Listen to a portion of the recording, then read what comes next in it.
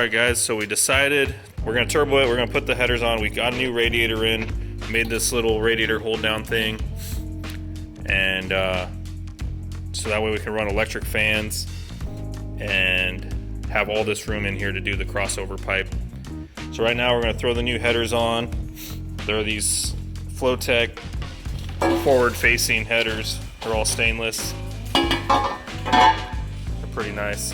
They came with the wrong hardware though. They got V-bands welded onto them right away, and so we're just gonna try to make these work. So we got the old headers out, and we got everything ready for the Sniper. The fuel system's done. We need to drop the other distributor in, the Hyperspark distributor, so it can control timing, and then it'll be ready to fire up. But first we want to just get the whole turbo kit done. So that's what we're going to work on right now.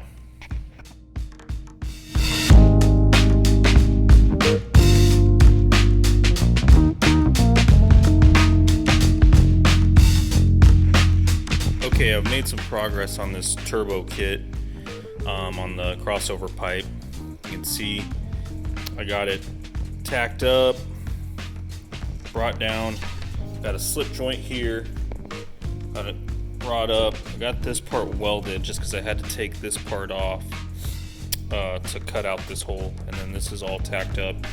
Everything's kind of got a slight angle in that direction to kind of, I don't know, kind of help with flow, at least this one.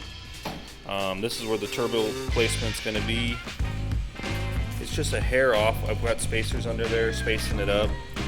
It might still be a little too close to that inner fender since this motor isn't solid mounted. So we'll see how that plays out.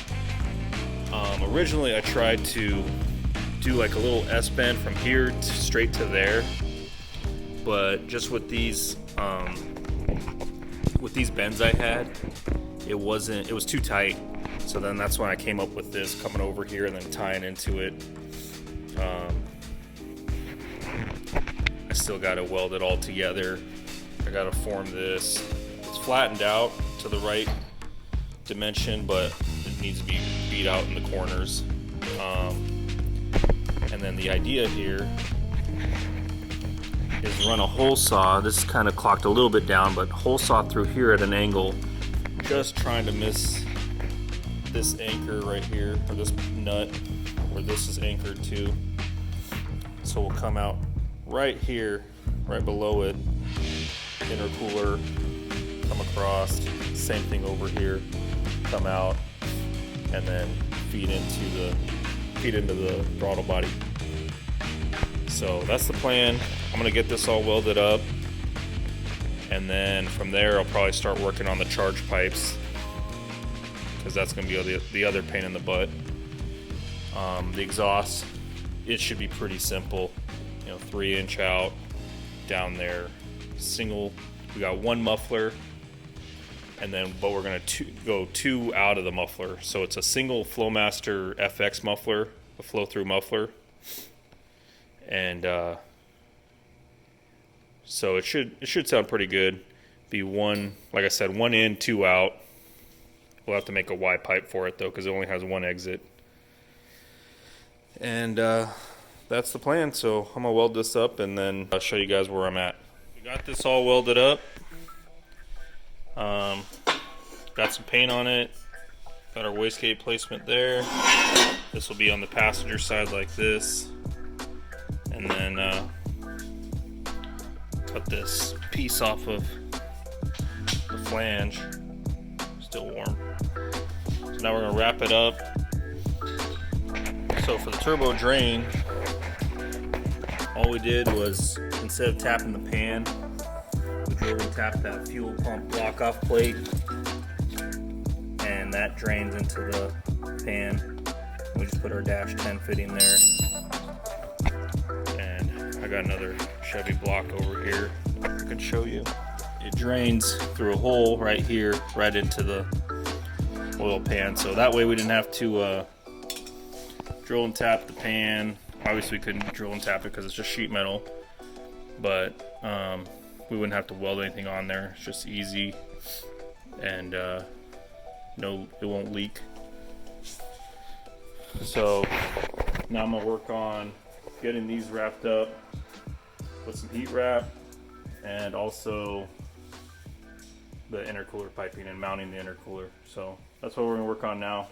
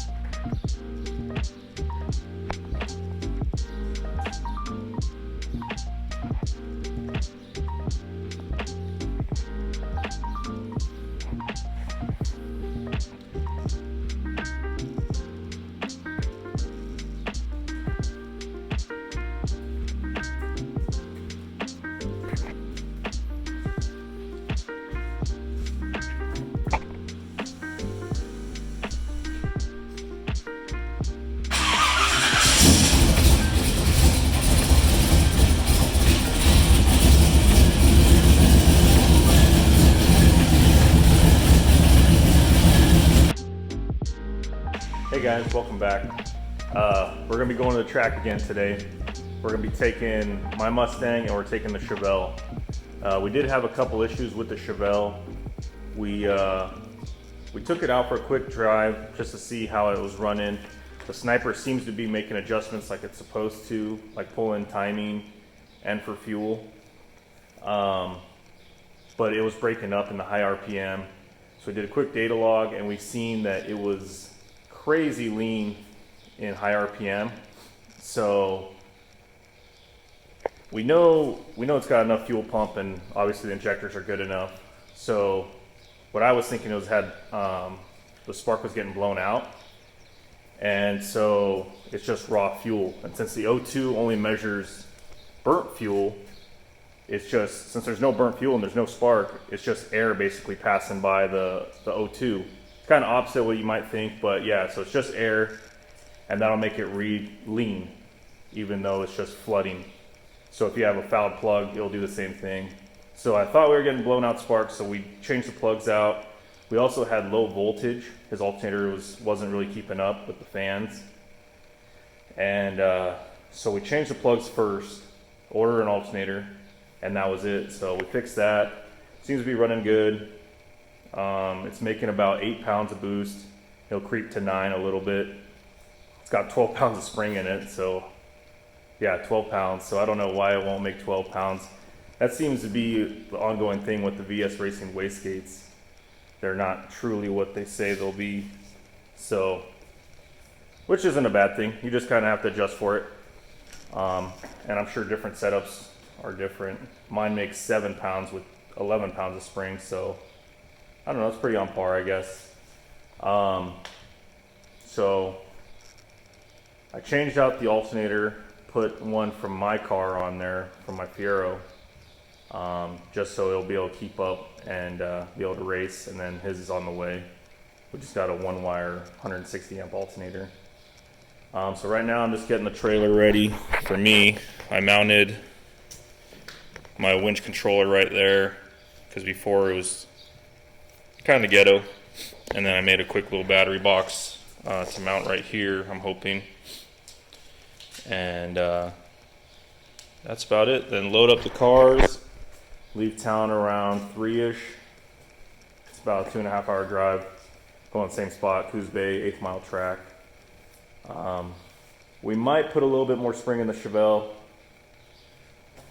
He feels like the Mustang's faster still, but I told him the automatic can be a little deceiving, so we'll see. We'll see if we change it out. We might bring a little boost controller too, so we can play around. If the track's not really prepped, then there's no point, but there's supposed to be some fast cars there because there's a big race in Medford this weekend. So they're going to be at Coos Bay testing, so hopefully they prep it pretty good for them, and then we can get out there. Yeah, I think that's about it. No other big issues with the Chevelle that I can think of. We did change out the shocks, the front shocks, to some Moroso 9010s. And changed out the rear shocks just to some factory shocks because they were blown out. But other than that, it seems to be running good. The only other real little thing is it is cold-blooded, so I think that's in the tune. There's an offset for the coolant temp, so if it's cold, it'll give it a lot of fuel. And I think that scale is off because it'll idle and load up, and die. And it'll fire right back up. And if you kind of give it gas and you keep it running till it warms up and starts learning, then it's fine. So I think it's just that initial offset is off. So enough talking. We'll get these things loaded up and we'll see you at the track.